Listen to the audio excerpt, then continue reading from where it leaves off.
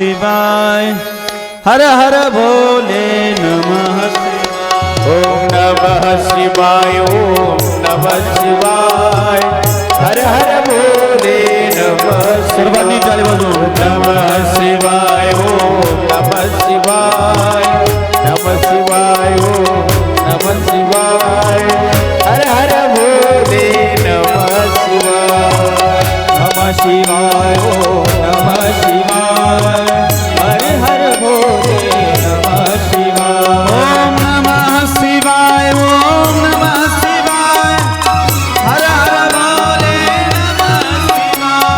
नमः शिवाय ओम नमः शिवाय हर हर भोले सर्वांनी टाळी वाजवून नमः शिवाय ओम नमः शिवाय हर हर हर हर भोले ओम नमः शिवाय ओम नमः शिवाय नमः शिवाय ओम नमः शिवाय हर हर हर हर हर हर भोले नमः शिवाय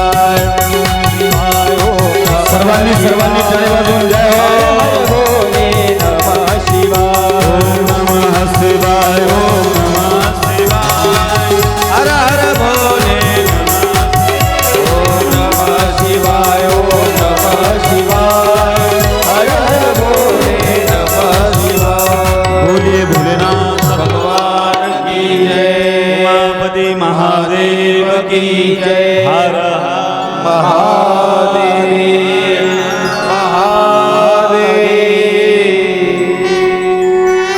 आणखी मोठ्याने महादेव हर हर।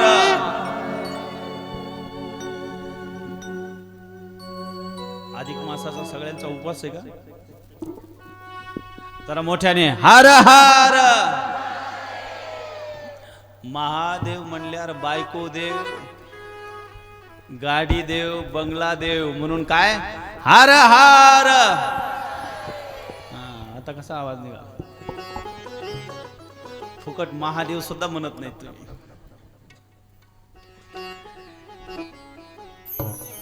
या पवित्र नगरीमध्ये ज्यांच्या रसाळ मधुर वाणीतनं आपण श्री शिव महापुराण कथा श्रवण करत आहात अशा तुमच्या गावच्या सुनबाईन माझ्या बी सुनबाईच। आणि आनंद या गोष्टीचा वाटला की आपल्या गावची सून आणि आपल्या सुनबाईचा मोठेपणा सासूने कसा करावा, मला वाटतं ते रुईकोणच शिकावं। ही कथा श्रवण करण्यापेक्षा आपल्या सुनाचा हा मोठेपणा आहे, गौरव आहे। आणि आपली माणसं आपल्या माणसाला जर मोठे करता आली तर माझ्या दृष्टीने ते गाव मोठं आहे, ते नगर मोठं आहे, ते घर सुद्धा मोठं आहे। म्हणून मी आदरणीय माझे लाडके शिष्य नारायण महाराज, मी यांच्या मात्या पित्यांना एकदा मनापासून धन्यवाद देईल आणि त्यांच्याकरता खरंच जोरदार टाळ्या झाल्या पाहिजे। अति वडिलांची तीव्र इच्छा आपल्या बालकाने आयुष्यभर परमार्थ करावा आणि महाराज त्याच पद्धतीची सूनबाई ही जोड सारखीच घालून दिली। आणि ही काहीतरी भगवंताची विशेष कृपा आहे। आणि आज नारायण महाराजामुळे, त्यांच्या वडिलांमुळे, सर्व परिवारामुळे तुमच्या सर्वांचा दर्शन करण्याचा योग मला या ठिकाणी प्राप्त झाला। समस्त रुईवासियांना मी एकदा मनापासून धन्यवाद देतो, कारण सगळ्यात महत्त्वाचा आणि आनंदाची गोष्ट ही मला वाटली, तुमच्या नगरीमध्ये आल्यानंतर सर्वात मोठं काम चालू आहे हनुमंतरायाच्या मंदिराचं।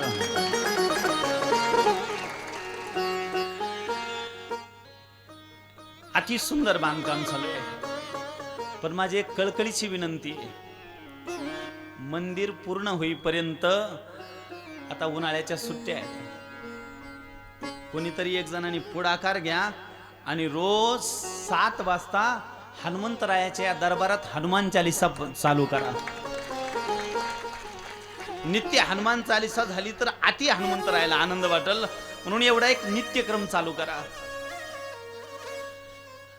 आणि आज आलोय तर मी सुद्धा माझ्या वतीनं तुमच्या या मंदिराच्या कामाला 5,000, ज्यावेळेस तुमचं काम पूर्ण होईल त्यावेळेस माझी ही देणगी निश्चित राहील. मला आनंद आहे. हनुमंतरायाचं मंदिर पाहिलं की मला आनंद होतो. म्हणून मी तुम्हाला पुन्हा एकदा मनापासून धन्यवाद देईल. पण हनुमान चालीसा जर पाठ नाही केली तर तुमचा हनुमान तुमच्या डोक्यात गद्या घालीन.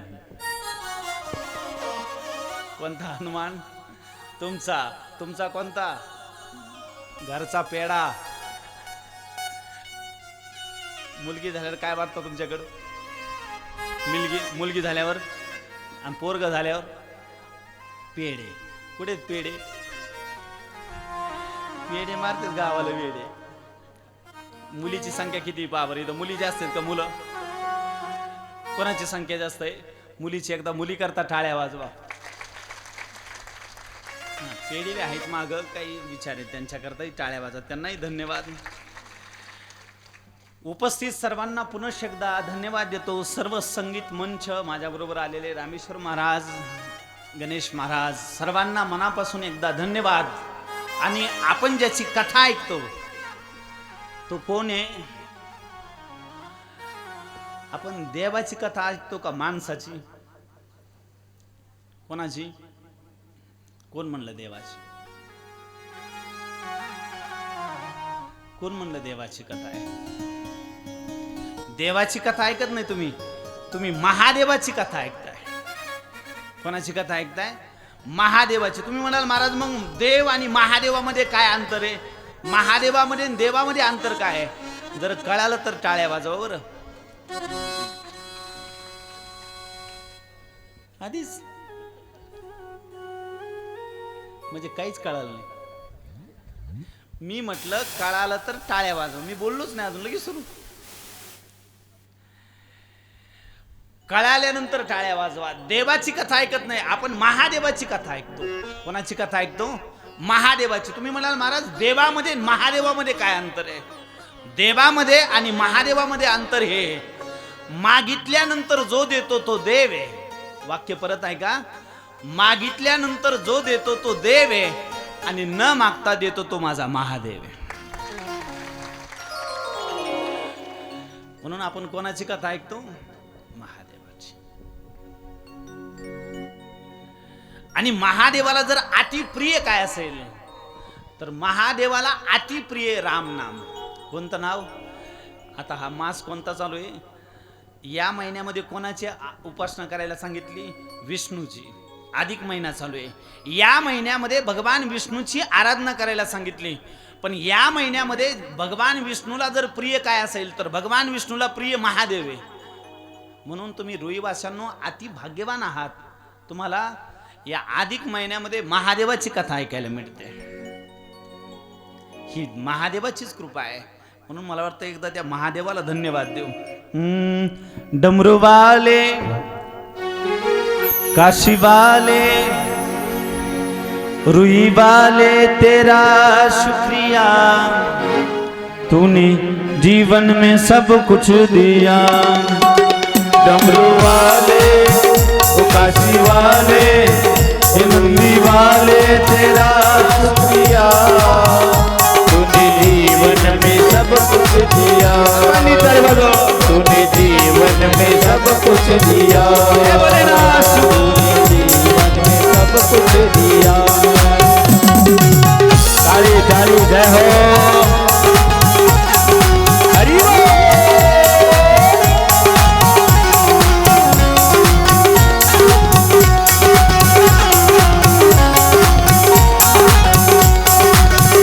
काशी वाले तेरा शुक्रिया, डमरू वाले तेरा शुक्रिया, काशी वाले तेरा शुक्रिया, डमरू वाले तेरा शुक्रिया.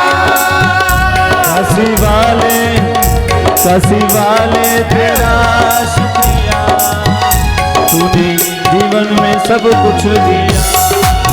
डमरू वाले, काशी वाले तेरा शुक्रिया, तूने जीवन में सब कुछ दिया.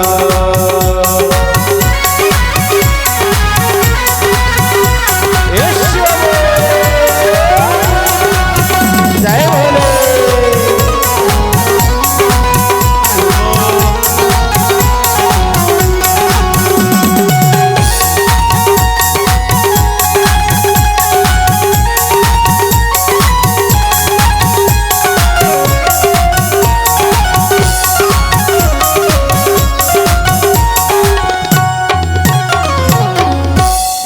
महादेवाची महाराज असीम कृपा.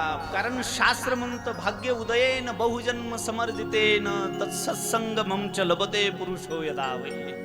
म्हणले अधिक महिन्यामध्ये भगवंताची कथा कानावर पडण्याकरता म्हणले बहुजन्म अनेक जन्माचं पुण्य लागतं. आणि तुम्ही तर डबल भाग्यवान येत असे. कसे म्हणले तुम्हाला कथा बी आणि त्याच्यानंतर जागरण बी.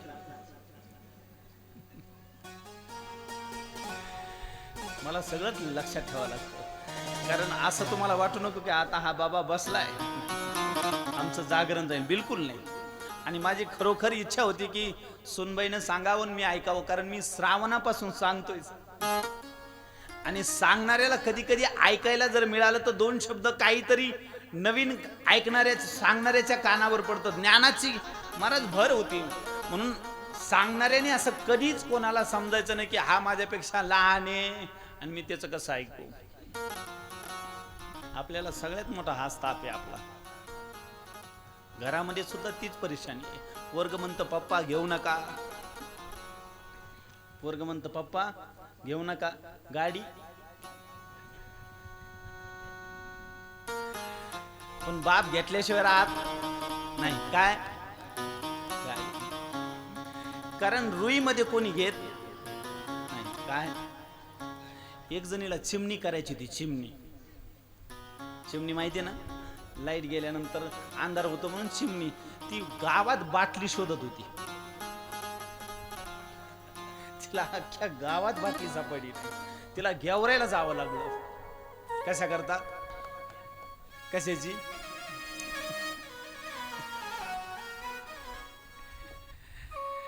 इथं बसलेल्या माय मावल्याला माझी एकच प्रार्थना आहे, नाही मुलगा श्रीमंत करता आला तरी चालेल, फक्त निर्व्यसनी ठेवा. एवढीच श्रीमंती सगळ्यात.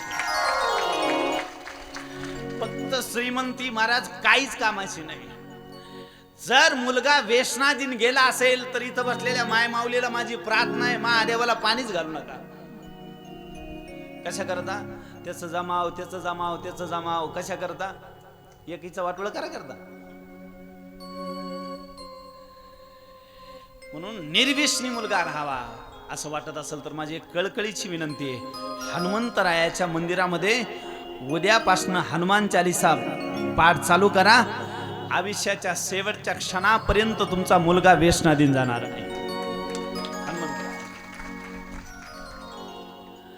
आता टाळे खरं इमानदारीचे खऱ्या इमानदारीचे टाळे ते. तुम्ही लय पुढचे आहेत मला माहिती आहे ना. तुम्ही माझ्यासारखे 4-5 उकळून पेलेले आहेत. गावातून जाऊस तर तुम्ही लय घुमिता. उद्यापासून नक्की चालू करताल. नक्की आवाजच आहे ना आता. नक्की ना. एवढं नक्की चालू करा. बाकी काय मागितलं तुमच्याकडे? काय मी काय गहू मागितलेत का काय पावत्या फाडा म्हणलंय? आणि सध्या महाराज आम्ही तुम्हाला सगळ्यात मोठी जर भीती, महाराज आला की तुम्हाला चिंता आहे पावतीच. मागतो का काही मागतो का काही. महाराज लोकांनी महाराज पावत्या मागू मागू तुम्हाला जाम केलं. महाराज पाहिलं तरी गाडी दिसली तरी लांबून राम राम बाय बाय. पण एक सांगू, पावत्या फाडणारा नाही, उलट पावती देणार आहे बरं. पावती फाडायचा विषयच नाही आणि कधी ते होणार बी नाही, इच्छा बी नाही. ती पावती फाडायची इच्छा नाही. फक्त एवढीच एक पावती मागतो. कोणती? की मुलाकडनं हनुमान चालीसा पाठ चालू करा. तुमचे मुलं निर्व्यसनी राहतील. तुम्ही सुंदर या पवित्र प्रांगणामध्ये अधिक महिन्यामध्ये शिवमहापुराण कथा श्रवण करत आहे. आमच्या सुनबाईने गणेशाचं चरित्र सांगितलं. ज्यावेळी भगवान गणेशाचं शिरछेद झालं, मुंडकं आपल्या भाषेत तोडलं, त्यावेळी सर्वाधिक दुःख जर कोणाला झालं असेल तर म्हणले माता पार्वतीला अति दुःख झालं. कारण या जगताचं महाराज सूत्रच असं आहे, आईचा सर्वात जास्त जीव कोणात असतो? कोणात?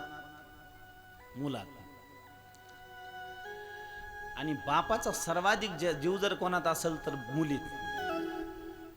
कोणाचा? बापाचा सर्वाधिक जीव कोणात असतो? मुलीत. आणि तुमचा?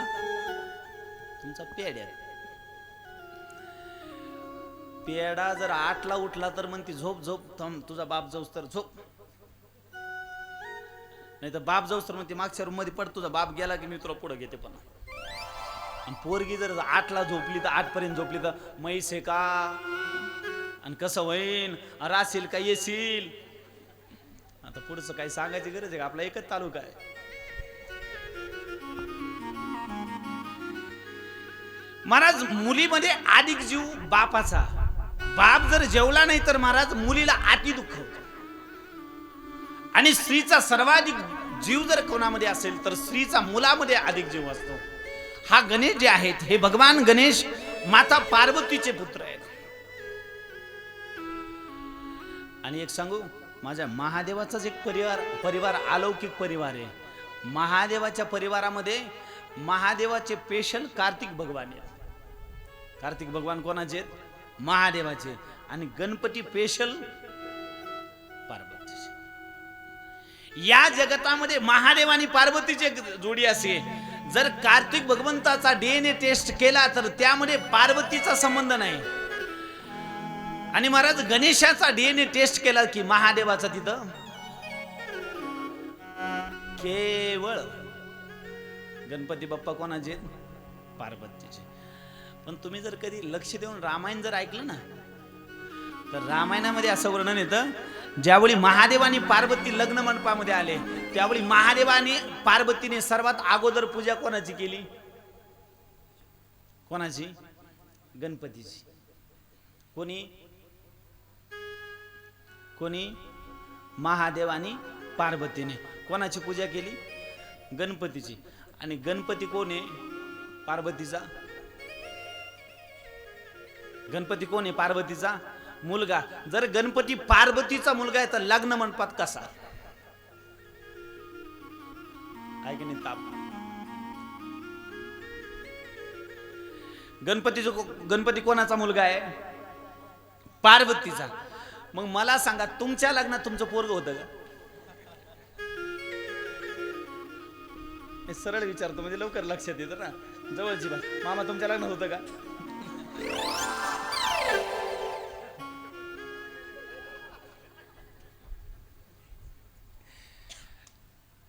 आई वडिलाच्या लग्नात मुलगा कसा? एक विनोदाने मी दृष्टांत नेहमी सांगत असतो. एका घरामध्ये एका छोट्या मुलाने त्याच्या मम्मी पप्पाच्या लग्नाचा अल्बम पाहिला. त्याने पहिलं पेज उलटलं, मम्मी पप्पाला गुलाबजाम भरते. दुसरं उलटलं, पप्पा मम्मीला गुलाबजाम भरतात. अंकल, आंटी, घंटी नाही राहिली आता, कारण अंकल ऐकलं, आंटी बी ऐकली, आता फक्त घंटी ऐकायची राहिली. म्हणजे आपण डोळे बंद करायला मोकळे. त्याने गावातले बरेच जण पाहिले, त्या पोराने डोकं लावलं, हे सर्व आहेत, मी कसा नाही. अल्बम फेकून दिला, मम्मीकडे किचन मध्ये गेला. मम्मी, नुसतं प्रेम असल्याचं नाटक करते. अरे काय झालं? म्हणे आज मी तुझ्या लग्नाचा अल्बम पाहिलाय. त्या अल्बम मध्ये तू पप्पाला गुलाबजाम भरते, पप्पा तुला गुलाबजाम भरतात, अंकल आंटी गावातले ब्राह्मण देवता गल्लीतल्या बऱ्याच जणी दिसल्या, मीच कसा नाही. तर माय हुशार होती. ती म्हणली तुझ्या पप्पाला मी म्हणत होते फोटोत घेत, त्यांनीच घेतलं नाही. तिनं विचार केला पप्पा दिवसभर गेलेला ड्युटीला, हे सकाळपासून डोकं माझ्या बरोबर लावल. तिनं विचार केला याच्या बरोबर डोकं लावण्यापेक्षा पप्पाने बघून घेतले. सायंकाळच्या वेळी पप्पा ड्युटीनं आला, येताना घेऊन आला पाणीपुरी. काय आणतो पप्पा? आणि एक सांगू पाणीपुरीची विशेषता, महाराज पाणीपुरीच्या गाड्यावाला महिन्याची 30,000 रुपये कमवतो. किती? 30,000 रुपये. जर तुम्हाला असेल गावात एखादा तर कमीत कमी 30,000 रुपये महिना कमवतो पाणीपुरीवाला. आणि पाणीपुरी खाणारा त्या पाणीपुरी सारखाच वरून असा बम हातून पोकळ. 8 दिवस झाले का दवाखाना, 8 दिवस झाले का दवाखाना. का हो? काय नाही, पाणीपुरीचा माल आहे.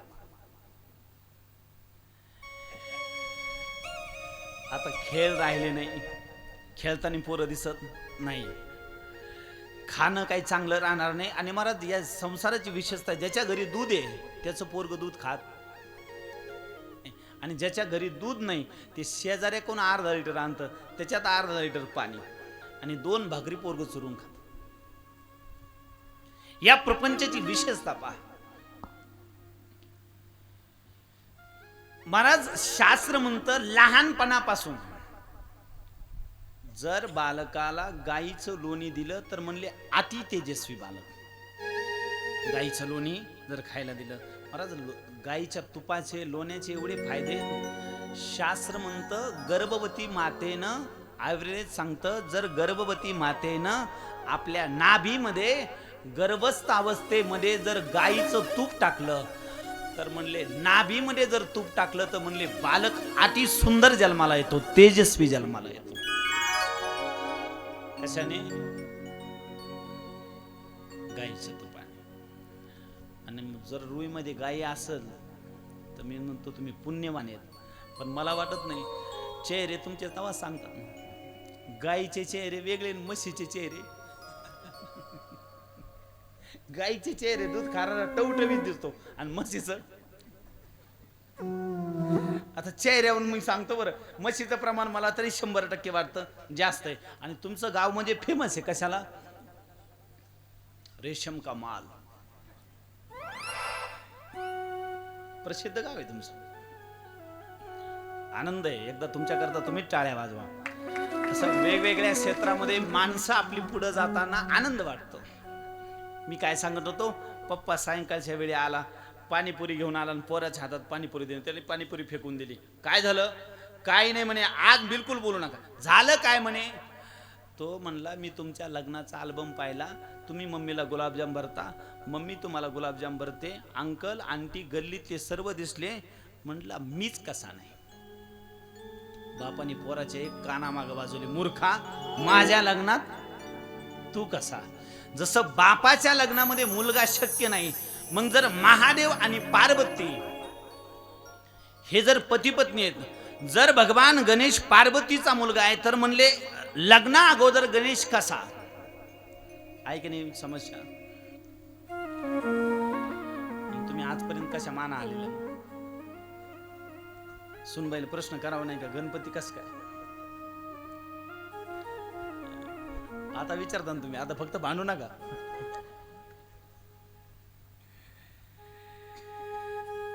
गणेश जर पार्वतीचा मुलगा आहे, तर महादेव पार्वतीच्या लग्नामध्ये गणपती बाप्पा कसे आहे की नाही प्रश्न? याचं उत्तर असं आहे, शास्त्रामध्ये महाराज, जसं आता भारतामध्ये एक राष्ट्रपती नावाचं पद आहे. कोणतं पद? राष्ट्रपती. त्या पदावर कोण आहे आता सध्या? द्रौपदी मुर्मू. कोण? द्रौपदी फुटाणे का मुरमुरे? आता सगळे पद चांगले मुलीकडेच आहेत. पुरुषाकडे कोणतंच पद नाही. तुम्ही घरी गेल्यावर मुलीला विचारा तुला काय व्हायचंय, डॉक्टर, इंजिनियर, वकील. पोराला विचारा, ते म्हणतं मम्मी मला ट्रॅक्टर ड्रायव्हर. पहा पेडा, नवसाचा पेडा, उशिरा झाला आणि ट्रॅक्टर घेऊन आला.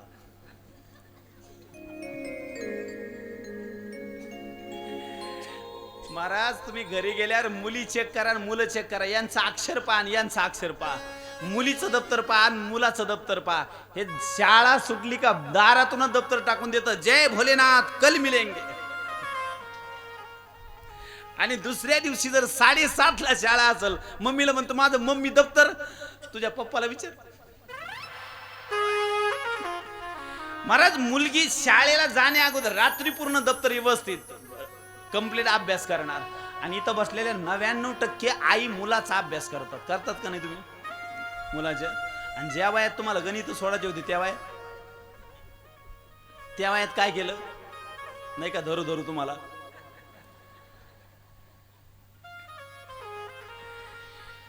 शास्त्र म्हणतं मुलाचं जर वाटोळं कोणामुळे होत असेल तर आईमुळे वाटोळं होतं. बरं, माझी कळकळीची विनंती, मुलाकडनं अभ्यास करून घ्या. मुलाचा अभ्यास करायचा नाही. मुलाचा जर अभ्यास तुम्ही केला तर त्यांनी काय करायचं? अभ्यासाला बसवणं वेगळं आणि अभ्यास करणं वेगळं. 99% मुलाचा रजिस्टर महाराज मुलाची वही कंप्लीट कोण करतं? आई. आणि ज्या वयात तुम्हाला गणित सोडायचे त्या वयात माझी विनंती आहे, अभ्यासाला बसवत जा. अभ्यास मुलाचा कधीच करायचा नाही, गणित त्याला सोडून द्यायचे, तुम्ही नुसतं सोडून घ्यायचे. या वयात जर आळसी बनवलं तर महाराज तो कधी काय करायचा? सध्या महाराष्ट्राचं भारताचं मुख्य पद कोणतं आहे? राष्ट्रपती. त्या पदावर कोण आहे? द्रौपदी मुर्मू. तसं देवलोकामध्ये एक पद आहे, त्या पदाचं नाव आहे गणपती. काय नाव आहे? गणपती. तिन्ही गणाचा अधिपती, त्याचं नाव गणपती. गण किती येतं? 3. कोणते कोणते? मला एकच माहिती आहे, बाकीचे 2 तुम्ही सांगा. मी एक सांगतो, मला एकच माहिती आहे, अजय देवगण.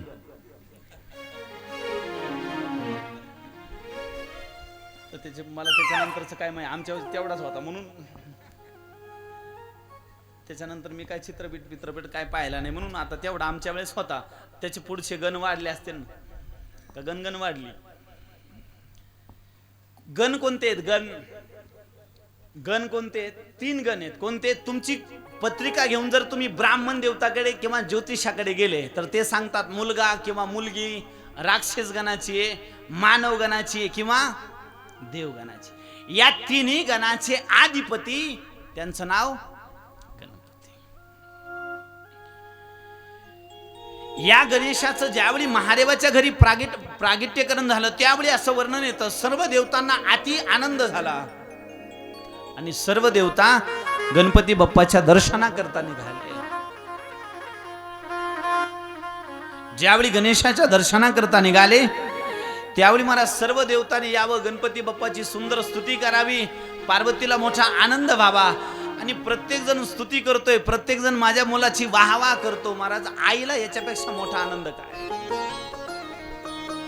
आणि सांगू, या जगतामध्ये तुमचा मोठेपणा पाहणारे फक्त आई वडील आहेत. त्याच्यानंतर मोठेपण कोणी पाहू शकत?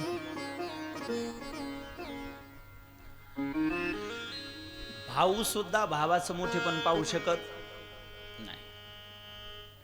एखाद्या भावाने जर बंगला बांधला ना तर दुसऱ्याला विचारलं, मस्त बंगला बांधला तुमच्या भावाने, हा त्याला काय झालं? एकत्र होता व्यवहार त्याच्याकडे होता. तो म्हणणार नाही तो लहानपणी जिद्दी आहे, खूप कमवणार आहे, खूप चिकाटीचा होता, त्याने मेहनत केली बांधला असं म्हणणार नाही. तो म्हणणार लहानपणापासून व्यवहार कोणाकडे होता? भाऊ सुद्धा भावाचं मोठेपण पाहू शकत. या जगतामध्ये तुम्ही मोठे झालेलं जर कोण पाहू शकतात तर ते फक्त आई वडील आहेत. महाराज, मुलगा जर मोठा झाला तर बाप ओट्यावर बसून गप्पा मारतो, माझ्या पोराने अमुक अमुक केलं, जे काम मला जमलं नाही ते काम माझ्या पोराने करून दाखवलं. बापाला अति आनंद. तुमचं मोठेपण फक्त बाप पाहू शकतो. आज पार्वतीनं ज्यावेळी गणेशाचा आदर पाहिला, सन्मान पाहिला, आनंद होतो. सर्व देवता येत आहेत, स्तुती करतायत. आणि पुराणामध्ये वर्णन आलं, भगवान विष्णूने गणेशाची स्तुती केली आणि ज्यावेळी विष्णू स्तुती करून गेले पार्वतीला आनंद झाला. सर्वात शेवटी आले भगवान शनिदेव. कोण? शनिदेव. आणि शनिदेवाने गणपती बाप्पाकडे पाठ केली. देवाकडे गेल्यानंतर मंदिरात गेल्यावर देवाकडे पाठ करावं की तोंड करावं? काय? मंदिरात गेल्यावर गंध पुढून लावाव का मागच्या भिंतीला? मंदिराची मागची भिंत रंगाव का पुढची? कोणत्या भिंतीला गंध लावता? आता हे कुठं वाटलं तुम्ही भिंतीला मागून गंध लावायचा? शिवमहापुराण कथा चालू आहे. महादेवाला किती प्रदक्षिणा? महादेवाला प्रदक्षिणा किती? बरं, बायकोला किती? महादेवाला किती किती प्रदक्षिणा? महादेवाला अर्धी. मंदिरामध्ये गेल्यानंतर महादेवाची प्रत्येक देवाच्या प्रदक्षिणेचं शास्त्र आहे. आता अधिक महिना चालू आहे. विष्णूच्या मंदिरामध्ये, रामाच्या मंदिरामध्ये गेले, कृष्णाच्या मंदिरामध्ये गेले तर विष्णूला किती प्रदक्षिणा, रामाला पांडुरंगाला किती? पद्मनाभा नारायण पद्मनाभा नारायण पद्मनाभा नारायण पद्मनाभा नारायण नारायण नारायण नारायण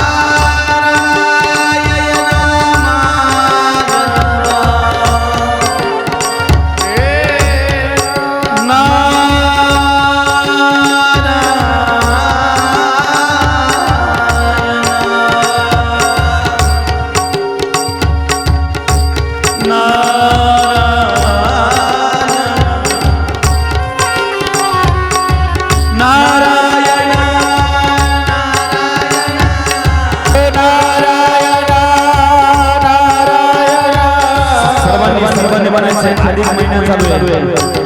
नारायण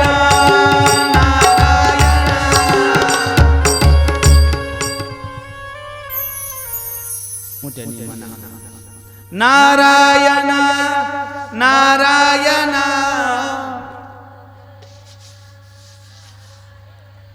थोडं जेवल्यावानी म्हणा. मला वाटतं जर लवकर हे होईना आपण डॉक्टरकडे गेल्यानंतर पहिल्या गोळीनं गुण नाही आला तर डॉक्टर काय करतात, दुसरी देतात. दुसरीनं नाही गुण आला तर तिसरी देतात आणि तिसरीनं नाही गुण आला की शेवटी सांगतात पेशंट घरी घेऊन जा, होईल तेवढी सेवा करा. मी पहिली गोळी दिली, गुण आला नाही, अजून 2 देऊन पाहतो. आणि मी सुद्धा तिसऱ्या गोळीला सांगन नारायण महाराज पहिली गोळी भजन करा. अधिकामध्ये नामस्मरणाचं एवढं महत्व आहे. कथा नामस्मरण म्हणून टाळी वाजून आपल्याकडे मोजून 15 मिनिटं आहेत. मग गणपतीचं लग्न लावायचं ना, गणपतीचं 10:30 पर्यंत लय वेळ झाला. 10 पर्यंत आवरून घेऊ. जागरणवाल्याला विचारा ना, एक तर होत नाही, एक तर होत नाही. काय जागरण गोंधळ जागे असेल तर कळल, नसेल जागेल तर एक तर होत नाही. काय जागरण गोंधळ. ज्याचं झालंय त्याला धन्यवाद, ज्याचं राहिलंय त्याने आपल्या गाडीत हे जागा आहे. आणि नाही पुरली तर आपण माग टॅली जोडू, आपली एक टीम तयार करू. उदासीन आकाळा. पहिल्या गोळीनं काही गुण आला नाही, जरा मोठ्याने म्हणा. नारायण नारायण श्रीमन नारायण नारायण.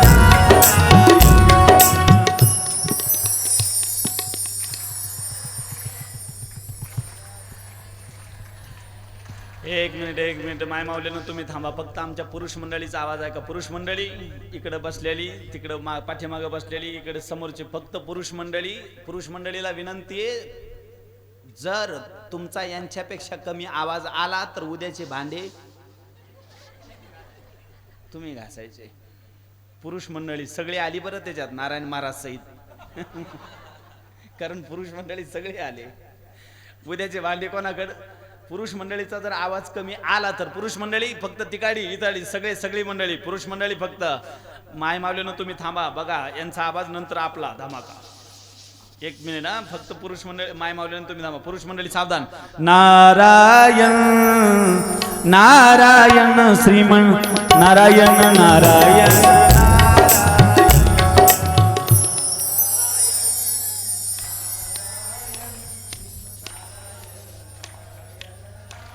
एक मिनिट. तुमच्याकडे मोटरी आहेत का?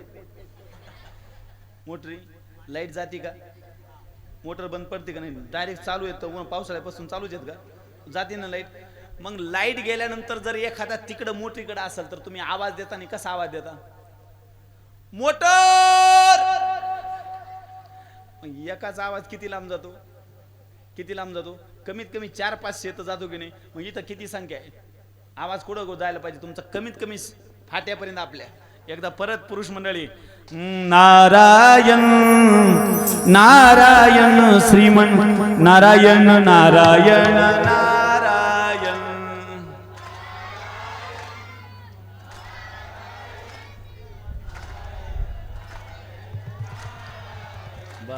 बस पुरुष मंडळी थांबा. आता फक्त माय मावल्यांचा आवाज ऐका. बघा बरं, भांड्याला जर वैतागले असल्या. हा, नारायण नारायण श्रीमन नारायण नारायण नारायण.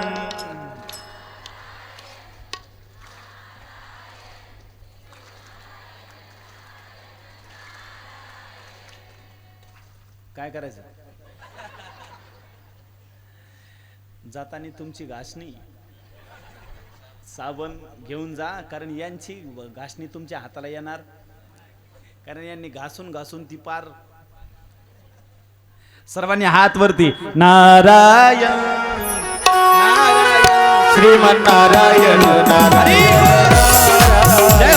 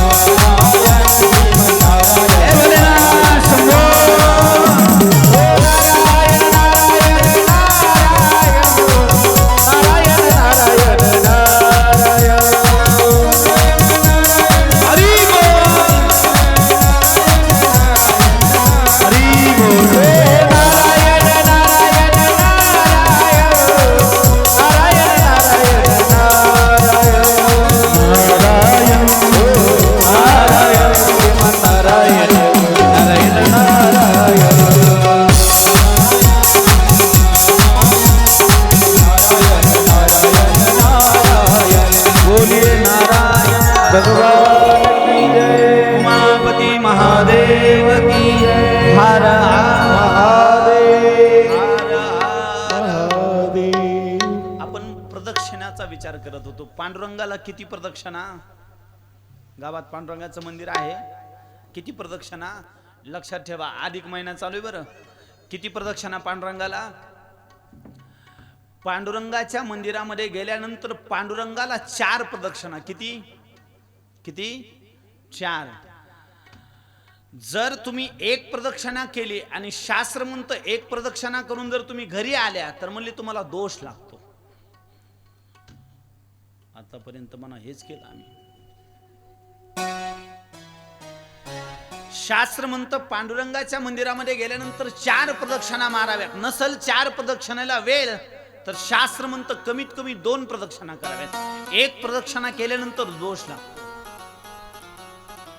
म्हणले महाराज 2 प्रदक्षिणा करण्याकरता वेळ नाही. रेशम लावलेला आहे तिकडे आळ्याकडे फेरीला मारावं लागते आणि इकडे प्रदक्षिणा मारले तर तिकडे आळ्या.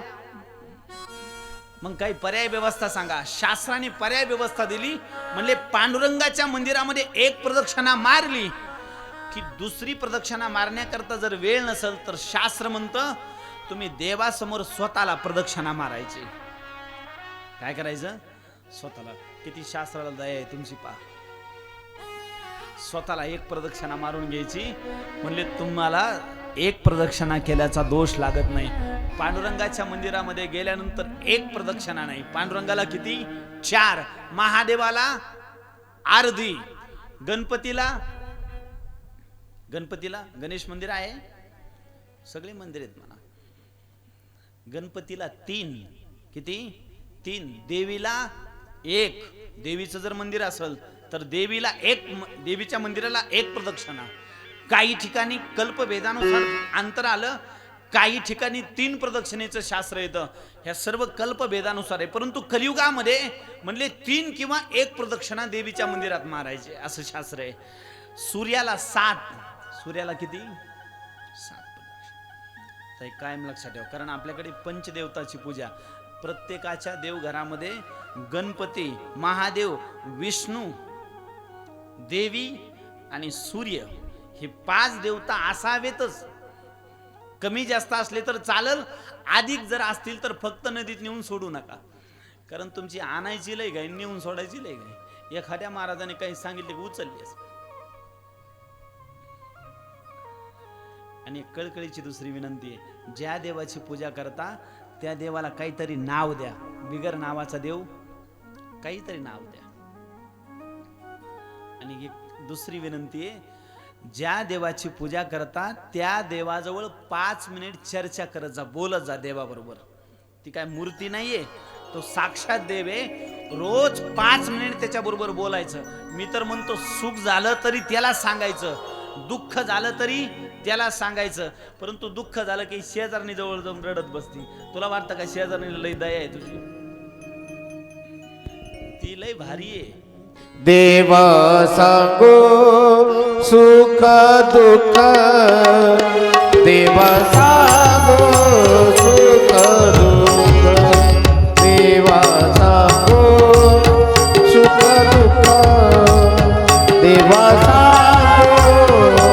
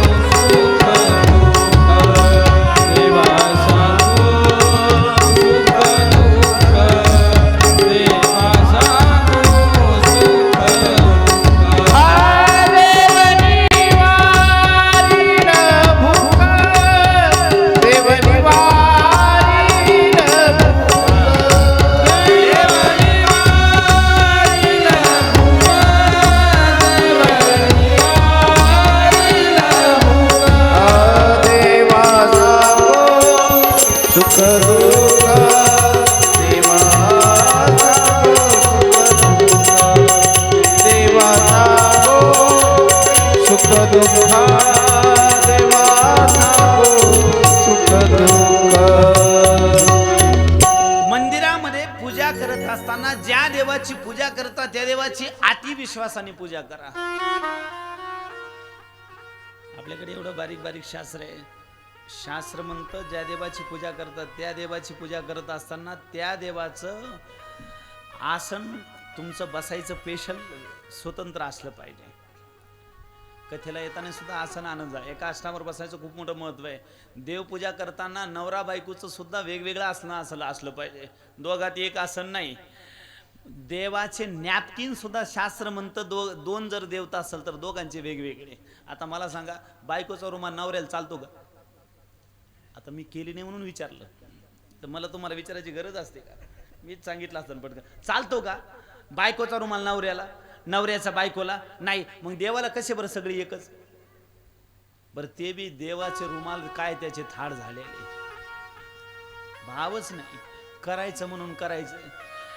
देवपूजा एवढी भावाने करा. मी म्हणत नाही तुम्ही अर्धा तास बसा, 1 तास बसा, 5 मिनिट बसा, पण एवढ्या विश्वासाने बसा. मी विश्वासाने सांगतो, तुमचे मनोरथ तो पूर्ण करतो म्हणजे करतो. मनोरथ पूर्ण करतो. विश्वास अति महत्वाचा आहे. म्हणून ज्यावेळी देवाची पूजा करता एका आसनावर बसा, त्याचं काहीतरी नाव ठेवा आणि त्याला सुख दुःख सांगत जा. देवाला सांगायचं, शेजारणीला सांगायचं नाही. तुमच्या मनात मंथरा मेली का? नाही. रुईमध्ये आहे, गल्लीत 3 आहेत. जिला दुसऱ्याचं बरं चाललेलं देखवत नाही ती कोण आहे? मंथरा. रुईत आहे की नाही? आता मी पहिल्यांदाच आहे की नाही हेच म्हणते आई, माझं याच्याशी काही मत नाही बरं, कारण मला तुमच्या गावातून खाऊन जायचंय, मला काय उपाशी जायचं नाही, मी काहीच बोलणार नाही त्या विषयावर, तुमचं नंतर निपटून घ्या. म्हणजे तुमच्या गावात मी तुमच्या गावातलं आज काही सांगणार नाही, आजच्या दिवस तुमच्या गावातलं काही सांगणार नाही, उद्याचं बघू. ज्यावेळी भगवान गणेशाकडे कोण आले, विष्णू आले, शनिदेव आले, शनिदेवाने पाठ केली. देवाकडे पाठ करावं की तोंड? देवाकडे काय करावं? तोंड. शास्त्र आहे, मंदिरामध्ये जातानी घंटी वाजव की येतानी? मंदिरामध्ये जातानी घंटी वाजव देवाकडे का येतानी? शास्त्र म्हणतं देवाकडे जातानी घंटी वाजवावी, मंदिरातून येतानी घंटी वाजवू नये. नदीमध्ये दिवा सोडल्यानंतर शास्त्र म्हणतं दिवा सोडल्यानंतर दिवा पाहू नये, पण आपलं उलट गणित आहे. नदीत जर दिवा सोडत ही म्हणते पहा मा किती लांब गेलाय, तिकडं. शास्त्र म्हणतं नदीत दिवा सोडल्यानंतर वाहता दिवा पाहू नये. अधिक मास चालू आहे म्हणून हे सगळ्या बारीक गोष्टी सांगू लागलो बरं, कारण तुम्ही नदीवर जातात आणि तुम्ही प्रयोग करतात, पण दिवा लांब जाऊ तर शेजारी म्हणते पहा तुझा इथं विजला, माझा गेला तिकडे पाय, ते वाजून दिसतो. शास्त्र म्हणतं नदीत दिवा सोडल्यानंतर, नदीमध्ये 3-4 गोष्टी सोडायचं खूप मोठं महत्व आहे बरं. अधिकामध्ये दिवा प्रज्वलित करा, आणि ज्याच्या घरी कृष्ण आहे, ज्याच्या घरी राम आहे, ज्याच्या घरी कृष्णाची मूर्ती आहे, जर अति परेशानी चालू असेल, अति कर्जबाजारी असाल, तर माझी कळकळीची विनंती आहे. शास्त्रामध्ये वर्णन आलं फक्त या महिन्यामध्ये तुळशीची काडी. कशाची काडी? तुळशीची. फक्त वाळलेली बरं, नाही तर उद्या उपटीताना टाकताना स्लॅपवर वाळायला. तुळशीची वाळलेली काडी. आणि एक सांगू का, मला सगळ्यात दुःख कशाचं वाटलं इथं आल्यावर माहिती? तुळशीचे बिचारीचे लय हाल. सोनबाईने पाहिलं तेव्हा पाणी घातलं, पाणीच नव्हतं, ती कोरडी दिसली मला. मी पहिलं पाणी घालणार होतो तुळशीला, पण म्हणलं आता गप्प बसावं आपलं. तुळस कोरडी ठेवू नये, तुळस कधीच कोरडी नसावी. तुळशीला रविवारी स्पर्श करायचा नाही, तुळशीचं रविवारी पान तोडायचं नाही. कोणत्या वारी? रविवारी.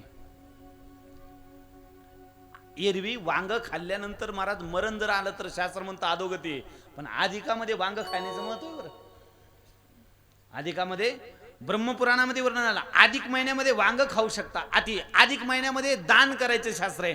अधिक महिन्यामध्ये भगवंताला नैवेद्य देण्याचं शास्त्र आहे. अधिकामध्ये भगवंताला अनारस्याचा नैवेद्य द्या. कशाचा? अनारस. किती अनारस आहे? 33 अनारस्याचं खूप मोठं महत्व आहे. दान करा, देवाला नैवेद्य द्या, अनारस्याचा नैवेद्य द्या.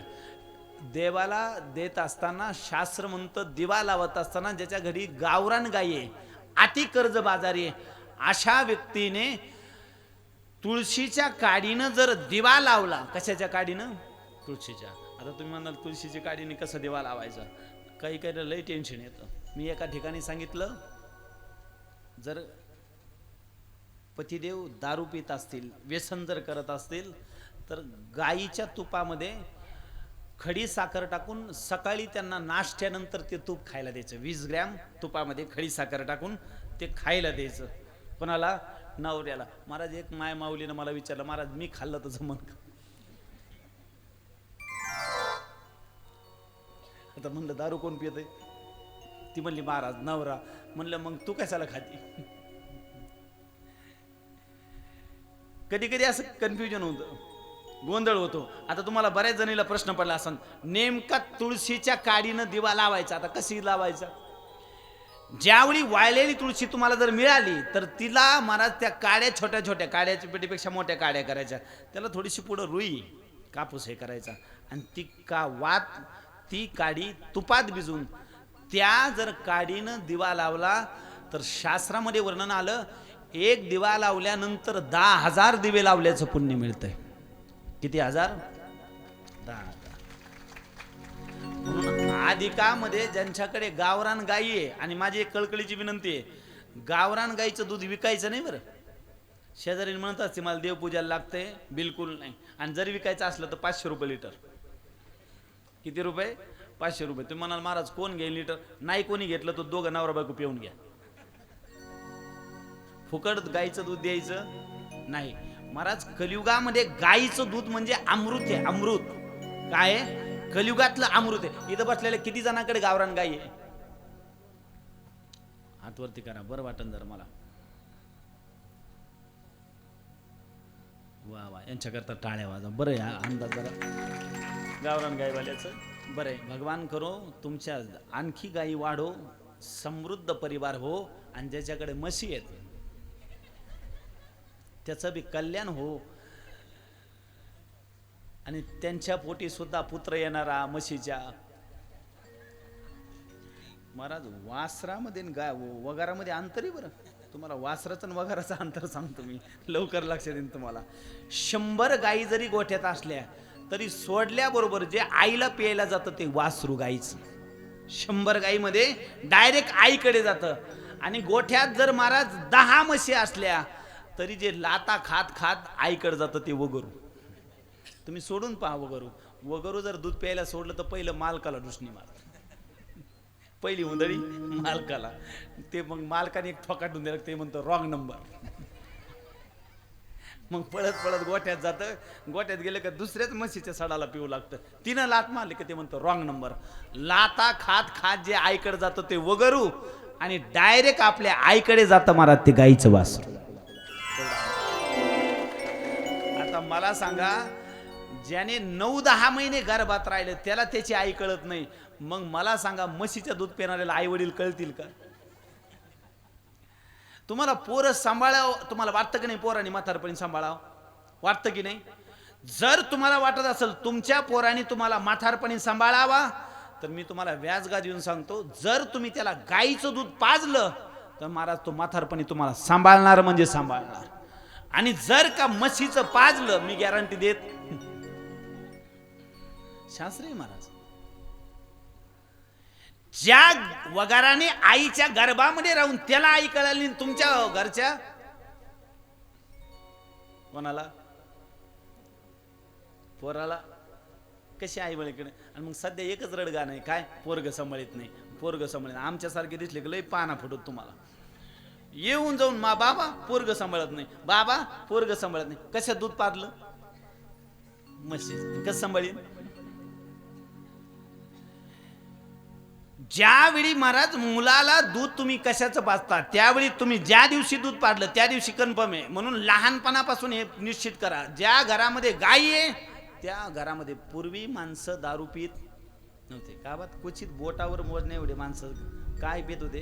गाईचं दूध होतं. तोपर्यंत जशा जशा गाईचं प्रमाण कमी झालं तसं तसं बाटल्याचं प्रमाण वाढलं. तुम्ही जरा घरी गेल्यावर याचा विचार करा बरं. अगोदर माणसं एवढे घेत, गावात महाराज बोटावर मोडणारे माणसं सापडत होते, ते बी महाराज 10-20 वर्ष कळूनच देत नव्हते. आता म्हणून विनंती, कुठून बाजूला गेलो होतो आपण लक्षात तुमच्या? कुठून? शनिदेव आले, आणि शनिदेव आल्यानंतर गडगड वाजू लागलं. काय वाजू लागलं? जागे असले तर धन्यवाद, झोपलेले असतील तर डबल धन्यवाद. आणि बिलकुल काही टेन्शन घेऊ नका, झोप आली तर बिंदास्त गोधाड्या आणल्या तरी अडचण नाही. बिंदास्त घरी झोपणं काय सोपं आहे का? लेकरन बकरन डुकरन एक ताप आहे का त्याच्यात? लाईटचा अशी पंचायत काही. इथं किती मस्त संगीत वाजतंय, मस्त गार हवा सुटली, काही टेन्शन आहे का? सिंतवादक, सुंदर सिंतवादक, एकदा त्यांच्याकरता टाळ्या वाजवा. सुंदर सिंत वाजवतात, एवढं संगीत. घरी कशात संगीत? घरी एकच संगीत, ट्वाय.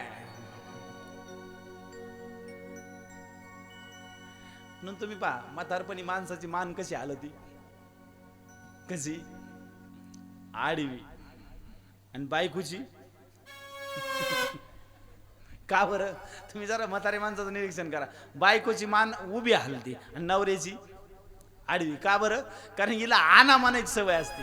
तेल आणा, शेंगदाणे आणा, खारीक आणा, खोबरं आणा, काजू आणा, बदाम आणा. ते म्हणतं बस रे बाबा, अख्खी रुई पालथी घातली, आता नाही.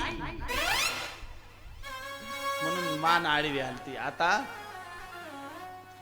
शास्त्र विनाकारण मान कोणाची कशी हालत? तुम्ही घरी गेल्यावर पाय का म्हातारी असं. म्हणून झोपा आले तर बिंदास झोपा, काही टेन्शन नाही. फक्त झोपले तरी झोपली म्हणायचं नाही. मी डोळे बंद करून ऐकते,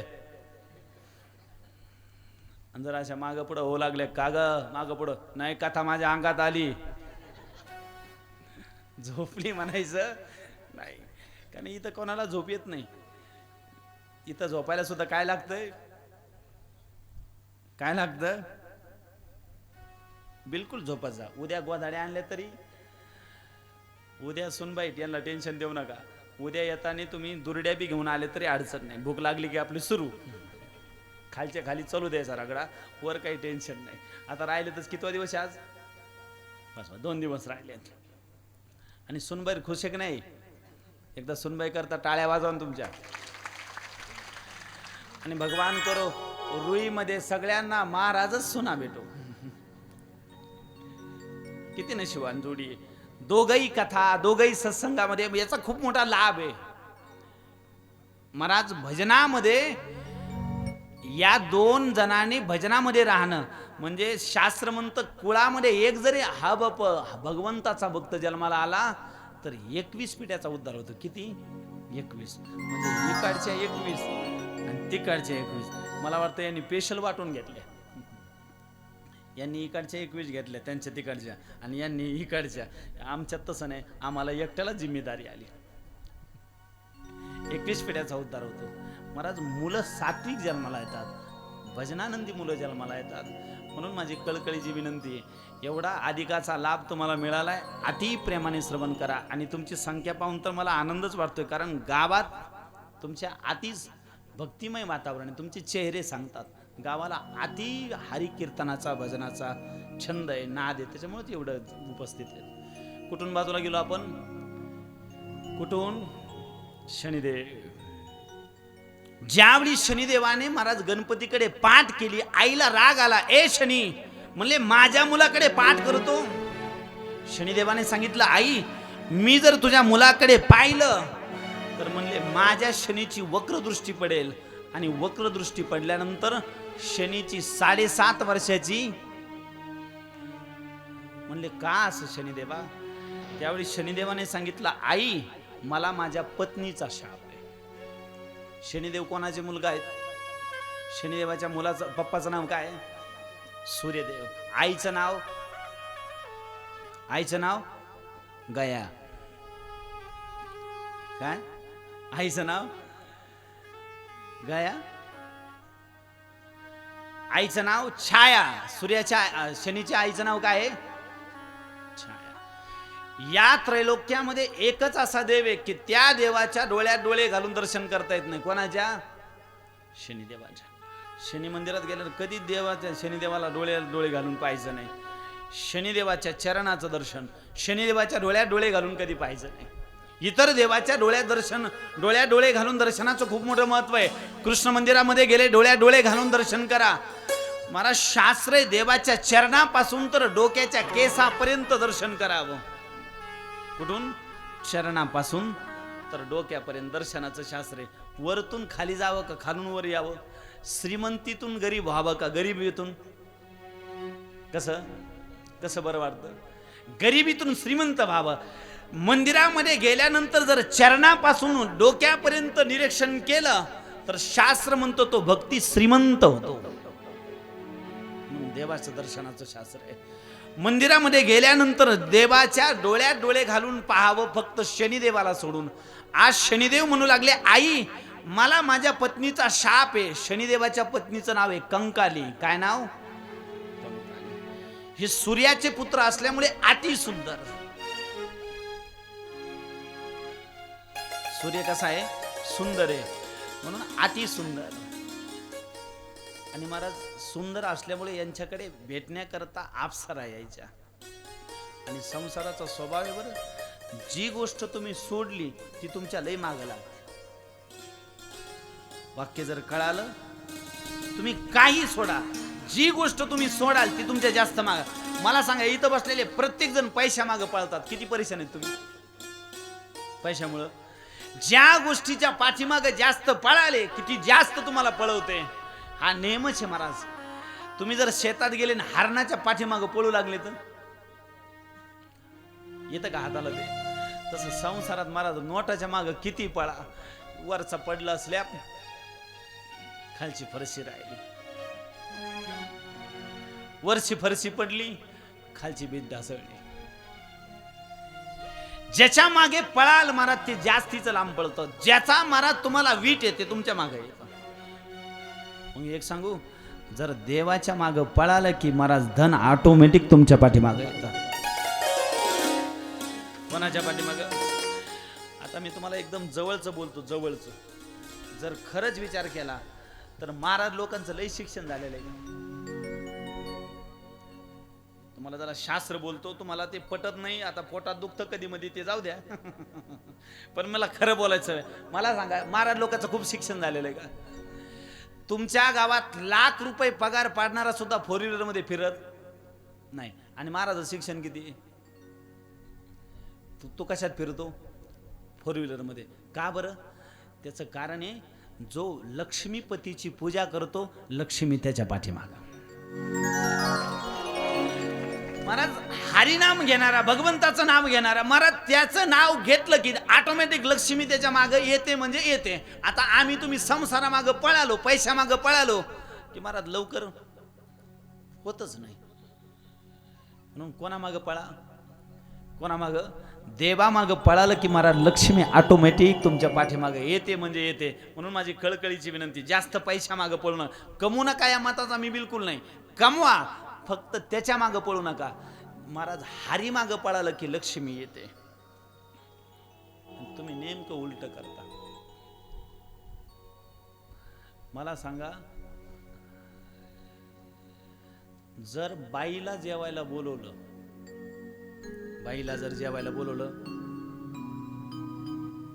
तर नवरा येतो का? आणि नवऱ्याला बोलवलं तर? नवऱ्याला बोलवलं, शास्त्र आहे बरं, तुम्ही जरा जागे राहून ऐका, लवकर लक्षात येईल. शास्त्र म्हणतं ज्याच्या मागं पळता, ज्याचा तुम्ही त्याग करता ते तुमच्या ऑटोमॅटिक मागं पळतं. लक्ष्मी कोणाची पत्नी आहे? कोणाची? लक्ष्मी कोणाची पत्नी? विष्णूची. विष्णूचं भजन केल्यानंतर ती येणार आहे की नाही? मग कम करत नाही. कथेत सुद्धा टाळ्या वाजवायला बळच जसे 2 JCB लागते. इथं चांगल्या टाळ्या वाजवा, जरा जोरात वाजवा बरं एकदा. काही नाही तरी नाहीच वाजल्या, काही नाहीच वाजवल्या. भगवान करो त्याच्या नावाने म्हातारपणीपर्यंत टाळ्या गावात होत राहो. मी का तुमचं वाईट चिंतू? टाळ्या वाजवत जा बरं. शास्त्र म्हणतं जो कथेत टाळ्या वाजवत नाही त्याला रेल्वे स्टेशनवर टाळ्या वाजवावं लागतं. कुठं? आणि जर कथेत टाळ्या वाजवले नाही तर गेवराईच्या गतिरोधकवर टाळ्या. आणखी जर कळालं नसेल तर डबल धन्यवाद. टोल नाक्यावर कोण टाळ्या वाजवतं? तिथं टोल नाक्यावर कोण टाळ्या वाजवतं? आणखी जर कळालं नसेल तर डबल धन्यवाद. नाही काही लागलं नाही लक्षात आलं, टोल नाक्यावर कोण टाळ्या वाजवतं? मग तिथं वाजवलेले बरे का इथं? कुठं? मग वाजा इथं. बोलिए भोलेनाथ भगवान की जय, उमापति महादेव की जय, हर हर महादेव. मला शनिदेव म्हणू लागले, आई माझी पत्नी कंकाली मी अति सुंदर असल्यामुळे मला भेटण्याकरता अप्सरा यायच्या. आणि मला स्त्रीचा स्वभाव आहे, आपल्या पतीला परस्त्री बोलली किंवा परस्त्रीची आपल्या पतीनं स्तुती केली तर स्त्रीला आवडत नाही. माझ्यावर जर विश्वास नसेल तर उद्या फक्त पुरुष मंडळी तुम्ही घरी गेल्यावर बायकोला म्हणायचं, काय आमक्या वहिनीची भाजी होती, नाही काढाय फेकून मारली तर बघा. स्त्री स्वभाव आहे ती अजिबात ऍडजस्ट करत नाही. म्हणून महाराज स्त्रीला दुसऱ्या स्त्रीची पतीनं स्तुती केलेली आवडत नाही. आज शनिदेवाजवळ अप्सरा आले आणि शनिदेवाची पत्नीनं शनिदेवाला बाजूला घेतलं. अप्सरा आल्या होत्या, मला बिलकुल चालणार नाही, ठीक आहे म्हणले, यानंतर येणार नाहीत. महाराज काही दिवस निघून गेले, पुन्हा अप्सरा आल्या आणि अप्सरा आल्यानंतर शनिदेवाच्या पत्नीला राग आला आणि कंकालीने शनिदेवाला शाप दिला. म्हणले, आजपासून तुमचं सर्व अंग कोळशासारखं काळं पडले. तुम्ही ज्याच्या ज्याच्याकडे दृष्टी टाकाल त्याला 7.5 वर्षाची. म्हणून आई, माझी सुद्धा इच्छा आहे तुझ्या मुलाला पाहण्याची. मी जर तुझ्या मुलाकडे पाहिलं तर तुझ्या मुलाचं अंग काळं पडेल, चेहरा काळा पडेल. आणि जर तुझ्या मुलाचा चेहरा काळा पडला तर तुझ्या मुलाकडे कोण पाहिल आई? म्हणून मी तुझ्या मुलाकडे पाहणार नाही. त्यावेळी पार्वतीने विनंती केली, अरे म्हणले माझा मुलगा काय सर्वसामान्य नाहीये, तिन्ही गणाचा अधिपती गणपती आहे, तुझ्या दृष्टीनं काही होणार नाही.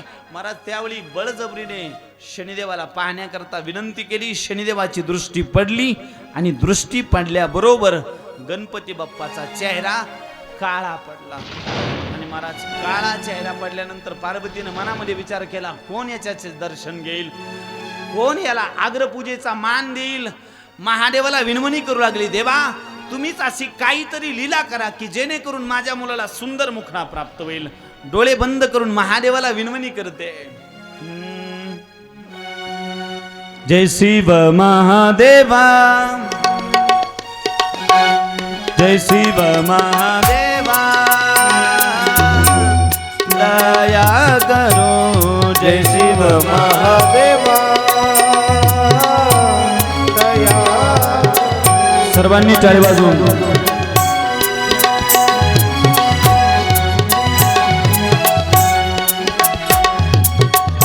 दया करो महादेवा, दया करो महादेवा. हे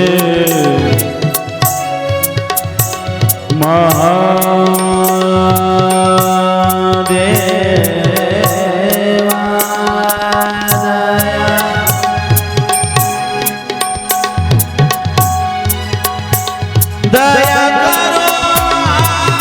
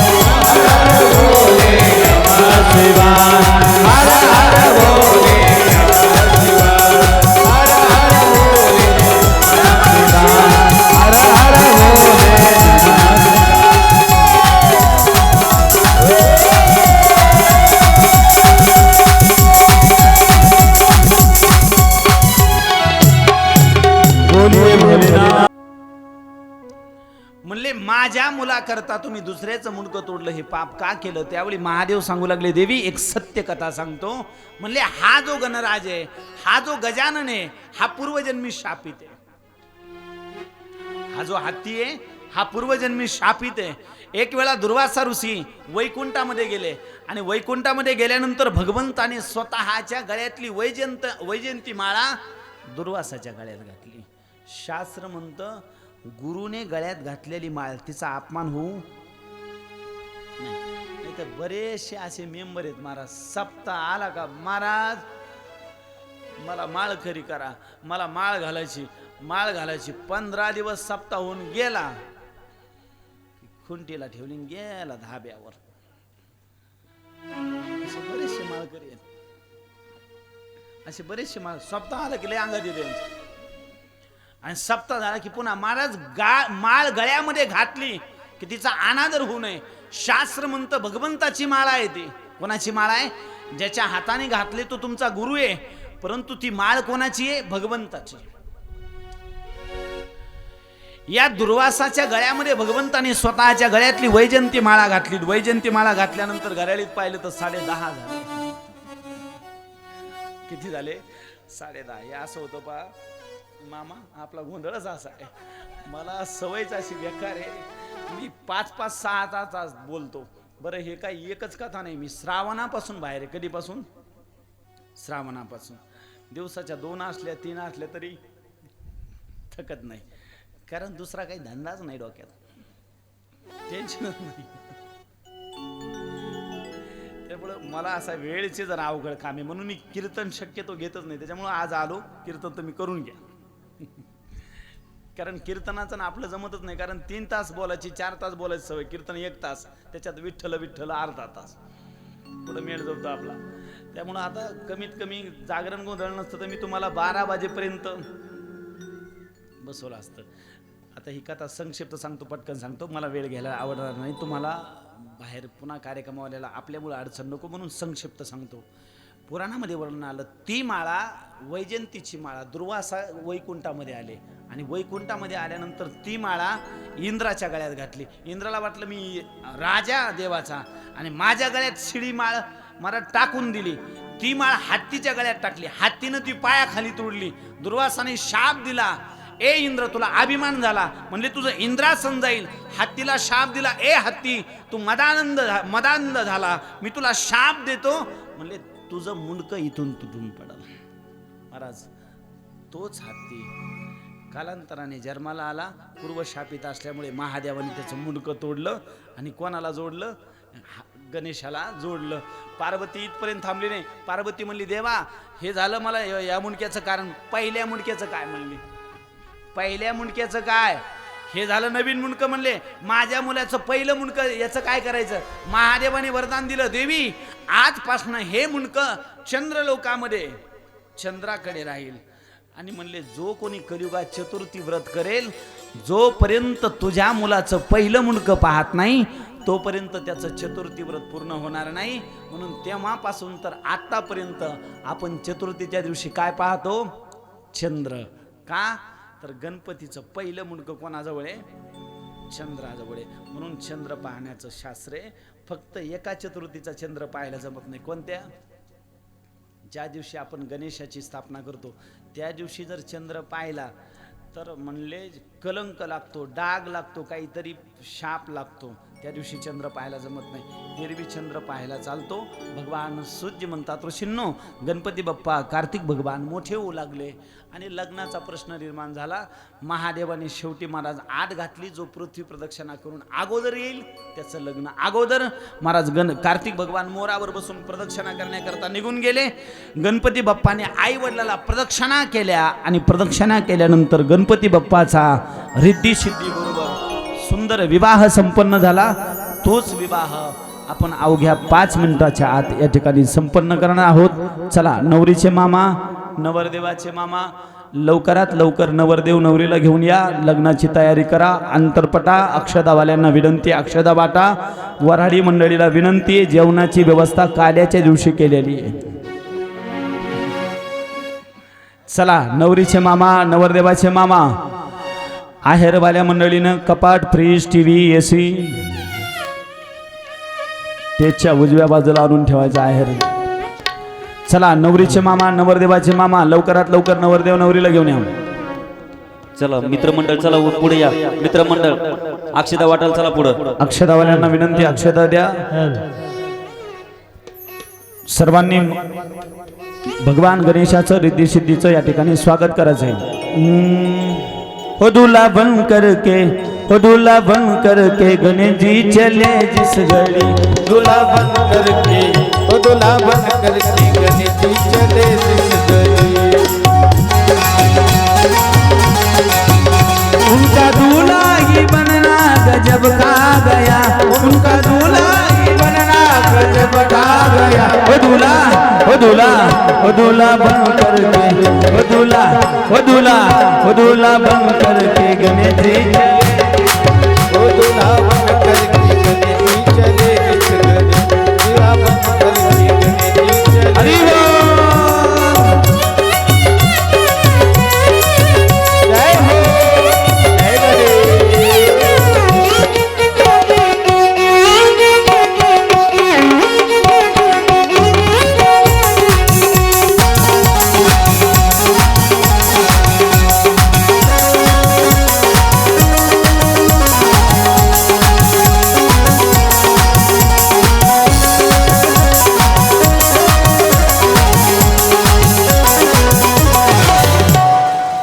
चला नवरदेव नवरीचे मामा अंतरपटावाले, चला लवकर अंतरपटा घेऊन नवरदेवाला उभा करा. पाटावर उभा करा. पाठ व्यवस्थित बघा बरं, चौरंग पाठ व्यवस्थित बघा.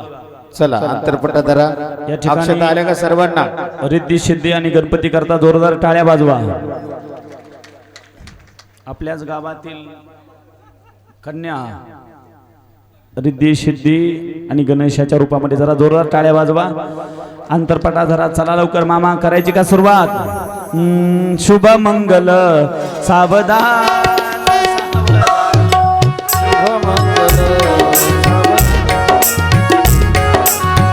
स्वस्ती श्री गणनायक गजमुख मोरेश्वर सिद्धिदा मल्लारो मुरुडं विनायक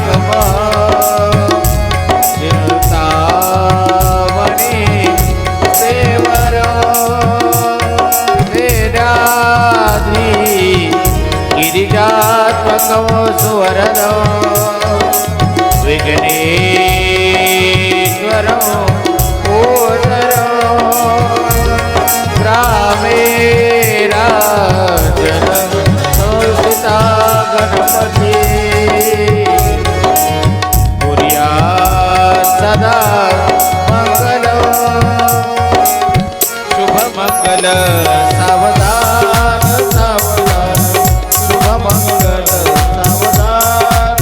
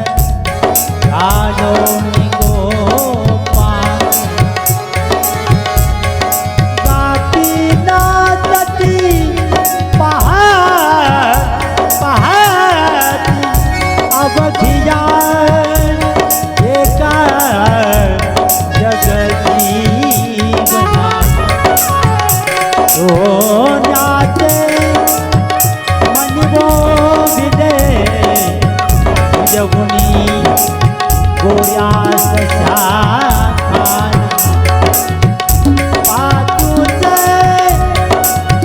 पदकस्थळी स्वर मना श्री देवकी नंदना श्री देवकी नंदन वधवरे संपवतो आली लग्न घटी समीप नवरा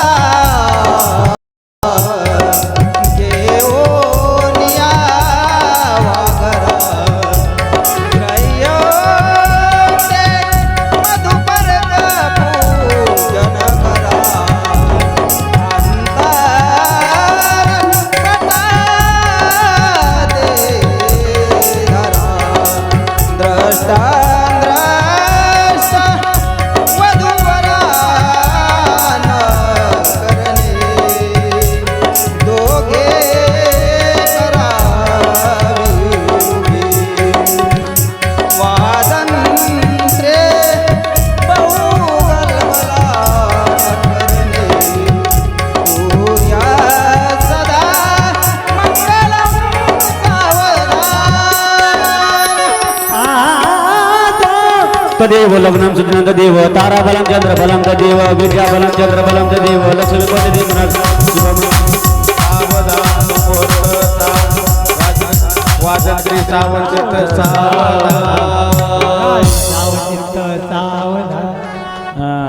चला हार टाका नारळ घ्या नारळ घ्या नारळ घ्या खाली